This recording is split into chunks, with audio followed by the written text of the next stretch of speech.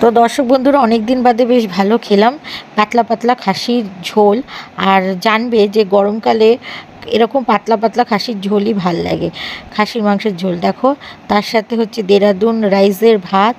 ওফ, মানে আজকে লাঞ্চটা যে দারুণ হয়েছে, মানে কি বলবো। অনেক দিন বাদে এরকম সিম্পল এবং খুব ভালো একটা মেনু ছিল।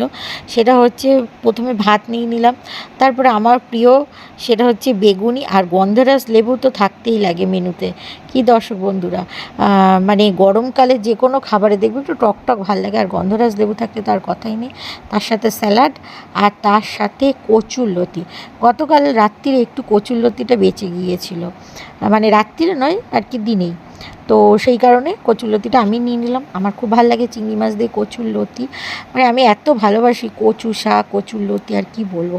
তার সাথে খাসির পাতলা মাংসের ঝোল, চাটনি হলো